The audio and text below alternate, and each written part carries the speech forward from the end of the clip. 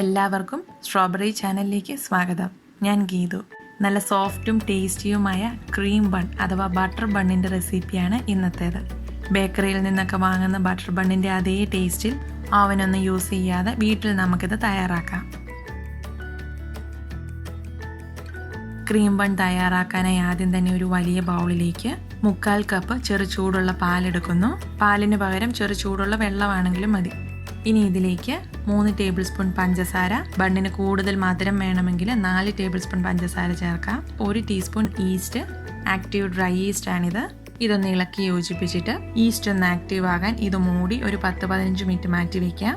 Active dry ഈസ്റ്റിന് പകരം instant east വേണമെങ്കിൽ use ചെയ്യാം. 1 ടീസ്പൂൺ ആക്റ്റീവ് ഡ്രൈ ഈസ്റ്റിന് പകരം 1/4 ടീസ്പൂൺ ഇൻസ്റ്റന്റ് ഈസ്റ്റ് യൂസ് ചെയ്താൽ മതി. മാത്രമല്ല ഇതുപോലെ ചെറു ചൂടുവെള്ളത്തിലോ പാലിലോ ഡിസോൾവ് ചെയ്യാൻ വെക്കേണ്ട കാര്യമില്ല. ഡയറക്റ്റ് പൊടിയിലേക്ക് മിക്സ് ചെയ്ത് കുഴച്ചെടുത്താൽ മതി.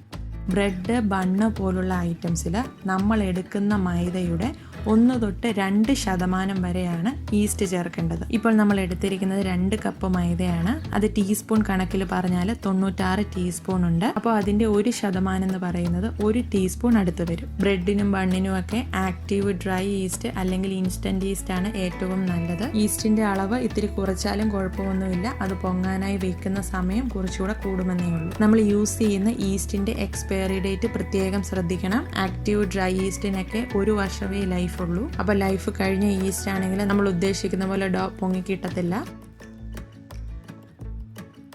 ഇനി ഇതിലേക്ക് 2 കപ്പ് മൈദ ചേർക്കാം.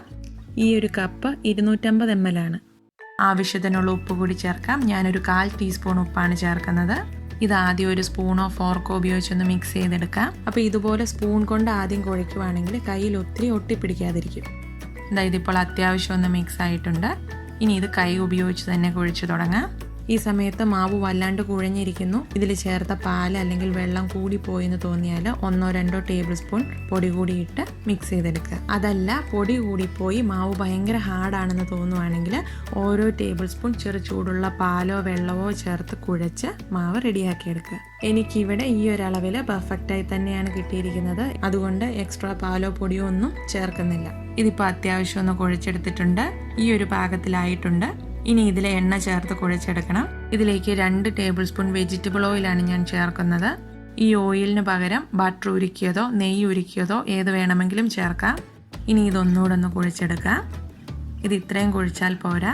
ബണ്ണ് നല്ല സോഫ്റ്റ് ആയിട്ടിരിക്കണമെങ്കിൽ മാവ് നന്നായി കുഴച്ച് നല്ല സോഫ്റ്റ് ആക്കി എടുക്കണം. അതുകൊണ്ട് ഇനി മാവ് ഒരു കട്ടിംഗ് ബോർഡിലേക്കോ കൗണ്ടർ ടോപ്പിലേക്കോ ഇട്ട് ഒരു 10 മിനിറ്റ് ഒന്ന് കുഴച്ചെടുക്കണം. അപ്പോൾ ആദ്യം ഇതിൽ കുറച്ച് എണ്ണയൊന്ന് സ്പ്രെഡ് ചെയ്ത് കൊടുത്തിട്ട് കുഴിച്ച് തുടങ്ങാം. അപ്പോൾ ഈ രീതിയിൽ നന്നായി സ്ട്രെച്ച് ചെയ്ത് കൊടുക്കുക, ഫോൾഡ് ചെയ്തെടുക്കുക. അങ്ങനെ ഈ രീതിയിൽ നന്നായി പ്രസ് ചെയ്ത് മുഴുവൻ മാവും നല്ല സോഫ്റ്റ് ആകുന്നത് വരെ സ്ട്രെച്ച് ആൻഡ് ഫോൾഡ് ചെയ്ത് കുഴച്ചെടുക്കണം. ഈ സമയത്ത് ഇതുപോലെ നന്നായി കുഴിച്ചില്ലെങ്കിൽ ബണ്ണ് ഒരിക്കലും സോഫ്റ്റ് ആയിട്ടിരിക്കില്ല. അതുകൊണ്ട് ഇത്രയും സമയം എടുത്ത് തന്നെ ഇത് കുഴച്ചെടുക്കണം. ഇത് കുഴിക്കുന്ന സമയത്ത് കയ്യിൽ വല്ലാണ്ട് മാവ് ഒട്ടിപ്പിടിക്കുന്നുണ്ടെങ്കിൽ കൈ നന്നായി ഒന്ന് കഴുകി കയ്യിൽ കുറച്ച് എണ്ണ തേച്ചിട്ട് കുഴച്ചാൽ മതി. ഇപ്പോൾ ഈ രീതിയിൽ ഇങ്ങനെ സ്ട്രെച്ച് ചെയ്ത് കുഴയ്ക്കുമ്പോൾ മാവ് നമ്മുടെ കൗണ്ടർ ടോപ്പിൽ അല്ലെങ്കിൽ കട്ടിംഗ് ബോർഡിൽ ഒട്ടിപ്പിടിക്കുന്നുണ്ടെന്ന് തോന്നിയാൽ അതൊന്ന് ജസ്റ്റ് ഒന്ന് ഉരുട്ടിയെടുക്കുക. അതിനുശേഷം വീണ്ടും ഇതുപോലെ സ്ട്രെച്ച് ചെയ്ത് കുഴയ്ക്കുക.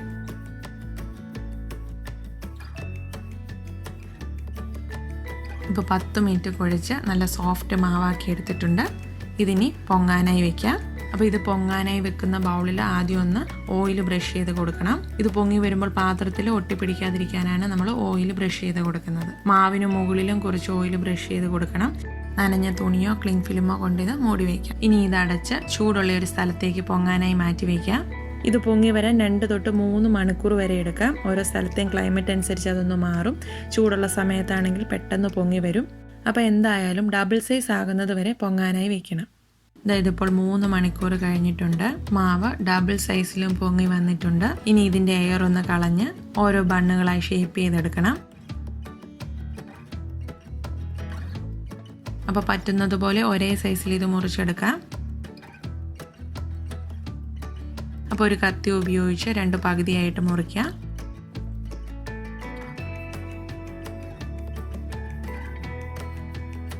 ഇനി ഇതിലെ ഒരു പകുതി 4 കഷ്ണങ്ങളായിട്ട് മുറിച്ചെടുക്കാം. ഇനി ഓരോ കഷ്ണങ്ങളും ഒന്നെങ്കിൽ ഇത് ചപ്പാത്തിക്കൊക്കെ ഉരുട്ടുന്ന രീതിയിൽ നല്ല ബോളായിട്ട് കയ്യിലിട്ട് ഉരുട്ടിയെടുക്കുക. കുറച്ച് എണ്ണ കയ്യിൽ പുരട്ടിയിട്ട് കയ്യിലിട്ട് ഉരുട്ടി റൗണ്ട് ഷേപ്പ് ആക്കിയാലും മതി. അതല്ലെങ്കിൽ മിൽക്ക് ബണ്ണിനൊക്കെ ചെയ്യുന്ന രീതിയിൽ അകത്തേക്ക് മടക്കിയെടുത്ത് റൗണ്ടാക്കിയെടുക്കുക. അപ്പോൾ ഈ രീതിയിൽ മടക്കിയെടുക്കുന്ന സമയത്ത് ഇതുപോലെ അടിയിൽ ഗ്യാപ്പ് വരുന്നുണ്ടെങ്കിൽ അത് ഈ രീതിയിലൊന്ന് പ്രസ് ചെയ്ത് കൊടുത്ത് ഒട്ടിച്ച് വയ്ക്കാം. അപ്പോൾ ഈ രീതിയിൽ നന്നായിട്ട് അത് പ്രസ് ചെയ്ത് ആ വിള്ളൽ അടച്ചില്ലെങ്കിൽ നമ്മൾ ബണ്ണ് ഉണ്ടാക്കുന്ന സമയത്ത് ഇത് വീർത്തിട്ട് ബണ്ണിന്റെ പുറം ഭാഗം വിണ്ടു കീറി വരും. അതുകൊണ്ട് ഈ രീതിയിൽ വിള്ളൽ ഒട്ടും ഇല്ലാതെ നന്നായിട്ട് ഉരുട്ടി റൗണ്ട് ഷേപ്പിലാക്കി എടുക്കണം. അതല്ലെങ്കിൽ നമ്മൾ പൊറോട്ടയ്ക്കൊക്കെ ബോൾ പിടിക്കുന്ന രീതിയിൽ കൈവിരലുകൾക്കിടയിൽ വെച്ച് പ്രസ് ചെയ്ത് ബോളാക്കി എടുക്കുക. ഇതിപ്പോൾ ഏകദേശം ഒരേ വലുപ്പത്തിൽ 8 ബോൾസ് ആക്കി എടുത്തിട്ടുണ്ട്. ഇതിൽ നിന്നും കുറച്ച് മാവെടുത്ത് ഒരു ചെറിയ ബോളാക്കി വെച്ചിട്ടുണ്ട്. ഇത് എണ്ണയുടെ ചൂട് പാകത്തിനായോ എന്നറിയാൻ വേണ്ടി ഇട്ട് നോക്കാൻ വേണ്ടിയാണ്. ഇപ്പോൾ നമ്മൾ ശരിക്കും ഉണ്ടാക്കി വെച്ചിരിക്കുന്ന ബണ്ണിൽ നിന്നും മാവ് പിന്നീട് എടുത്താൽ അതിൻ്റെ ഷേപ്പ് പോവും. അതുകൊണ്ടാണ് ഞാൻ ആദ്യം തന്നെ കുറച്ച് മാവ് എണ്ണയുടെ ചൂടറിയാൻ വേണ്ടി മാറ്റി വെച്ചിരിക്കുന്നത്. ഇനി ഈ ബണ്ണിൻ്റെ മുകളിലൊക്കെ കുറച്ച് ഓയിൽ ബ്രഷ് ചെയ്ത് കൊടുക്കുക. മാവ് ഡ്രൈ ആയി പോകാതിരിക്കാനാണ് ഓയിൽ ബ്രഷ് ചെയ്ത് കൊടുക്കുന്നത്. ഇത് വീണ്ടും പൊങ്ങാനായി ഒരു അരമണിക്കൂർ തൊട്ട് 1 മണിക്കൂർ വരെ മാറ്റി വയ്ക്കാം. ഇത് നനഞ്ഞൊരു തുണി കൊണ്ടോ ക്ലിംഗ് ഫിലിമോ ഉപയോഗിച്ച് ഡ്രൈ ആയി പോകാതെ ഒന്ന് മൂടി വയ്ക്കണം. ബോൾസ് വെക്കുമ്പോൾ ഇടയ്ക്കൂടെ സ്പേസ് ഇട്ട് വെക്കണം. കാരണം ഇത് കുറച്ചൊന്ന് വലുതാവും. അപ്പോൾ തമ്മിൽ ഒട്ടാതിരിക്കാൻ കുറച്ച് സ്പേസ് ഇട്ട് തന്നെ വെക്കണം. ഇപ്പോഴൊരു അരമണിക്കൂർ കഴിഞ്ഞിട്ടുണ്ട്. ബോൾസ് അത്യാവശ്യം നന്നായി പൊങ്ങിയിട്ടുണ്ട്. നമ്മൾ ഷേപ്പ് ചെയ്ത് വെച്ചതിലും കുറച്ചുകൂടെ ഒന്ന് പൊങ്ങിയാൽ മതി. ഒത്തിരി അങ്ങ് വലുതായി ഡബിൾ സൈസ് ആകാൻ വേണ്ടി ഒന്നും വെയിറ്റ് ചെയ്യണ്ട. അങ്ങനെയാകുമ്പോൾ ബോൾ ഭയങ്കരമായിട്ട് ഫ്ലാറ്റ് ആയി പോകും. നല്ല ഉരുണ്ട ബോൾ കിട്ടില്ല. ഇനി ഇത് ഫ്രൈ ചെയ്തെടുക്കാം. അതിനായി ഒരു പാനിൽ എണ്ണ ചൂടാവാനായി വെച്ചിട്ടുണ്ട്. എണ്ണ ഒരു മീഡിയം ചൂടായി കഴിയുമ്പോൾ ഫ്ലെയിം ലോയ്ക്കും മീഡിയത്തിനും ഇടയിലേക്ക് മാറ്റിയതിന് ശേഷം നമുക്കിതിലേക്ക് ബണ്ണിട്ട് കൊടുക്കാം. അപ്പോൾ ആദ്യം ഇതിലേക്ക് എണ്ണയുടെ ചൂടറിയാൻ വേണ്ടി തയ്യാറാക്കി വെച്ചിരിക്കുന്ന ചെറിയ ബോൾ ഇട്ട് കൊടുക്കാം. അത് പൊങ്ങി തന്നെ കിടക്കുന്നുണ്ട്. പക്ഷേ അതിൽ കുമിളകളൊന്നും വരുന്നില്ല. അതായത് എണ്ണ കുറച്ചുകൂടെ ഒന്ന് ചൂടാകാനുണ്ട്. ഇനി ഇതിലേക്ക് ബണ്ണിട്ട് കൊടുക്കാം. ബണ്ണെടുക്കുമ്പോൾ വളരെ സൂക്ഷിച്ചെടുക്കണം. അത് കയ്യിലിരുന്ന് പ്രസ്സായി അതിനുള്ളിലെ എയർ പോകാതെ സോഫ്റ്റ് ആയിട്ട് തന്നെ എടുത്ത് നമുക്ക് എണ്ണയിലേക്ക് ഇട്ട് കൊടുക്കാം.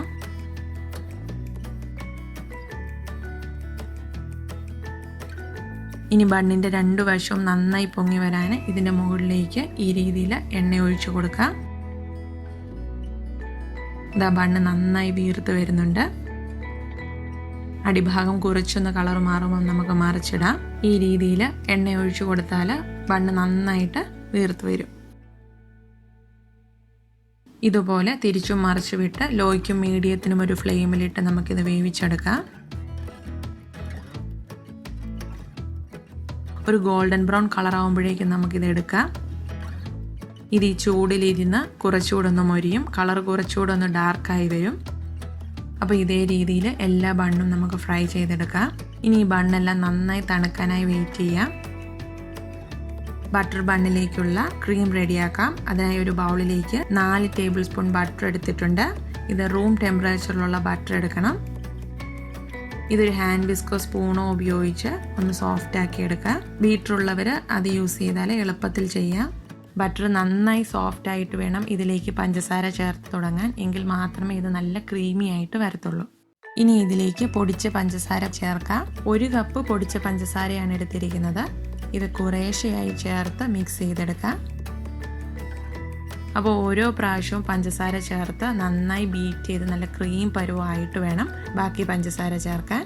അല്ലെങ്കിൽ ഇത് തമ്മിൽ യോജിക്കാതെ പൊടിഞ്ഞ് സെപ്പറേറ്റ് ആയിട്ട് കിടക്കും.